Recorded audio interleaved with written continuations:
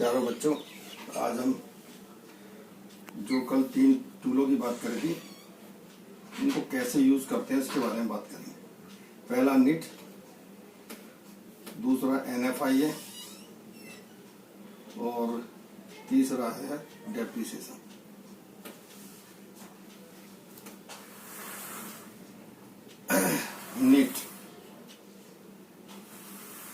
Knit कभी कभी question में आपको ये 2 टुकड़ों में मिलेगा। निट का मतलब है शुद्ध अप्रत्यक्ष कर, शुद्ध अप्रत्यक्ष कर।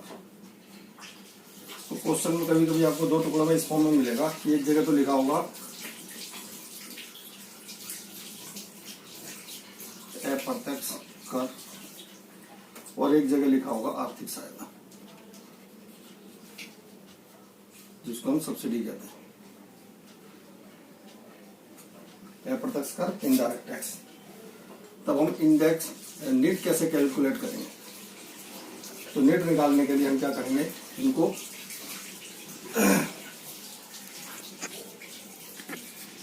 अप्रत्यक्ष कर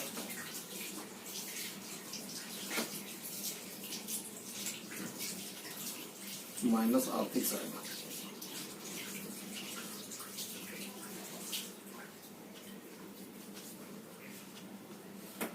यदि क्वेश्चन में निट ये 2 फॉर्म में दिया हुआ अलग अलग, तो हम इन दोनों को माइनस करके आपस में निट निकाल लेंगे। पहले ये तो हुआ निट की बात। अब आ जाओ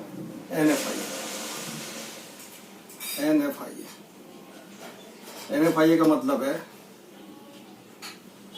शुद्ध विदेशी साधन आय। इसे इंग्लिश में बोलेंगे हम नेट फैक्टर इनकम फ्रॉम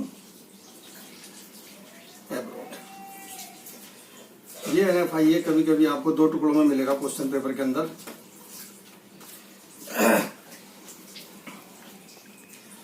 ये होगा फीफा फीटा। फीफा का मतलब है विदेशों से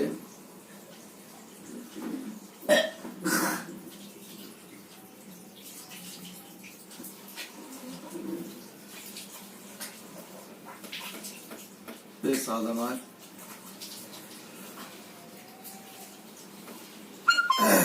और इसको थोड़ा जगह बना लेता हूं मैं, जगह जिस पे इसकी जरूरत पड़ रही है। विदेशों से साधन आए, जिसको इंग्लिश में बोलेंगे फैक्टर इनकम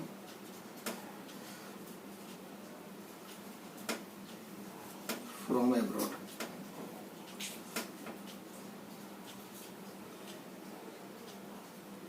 और इसको बोलेंगे फैक्टर इनकम टू एब्रॉड।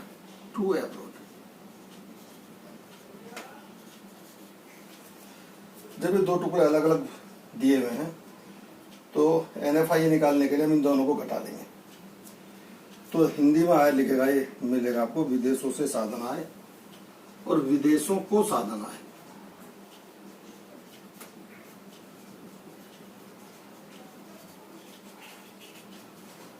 तो इस स्थिति में NFI कैसे निकालेंगे? हम लिखेंगे यहाँ पे विदेशों से साधन आय माइनस विदेशों को साधन आय।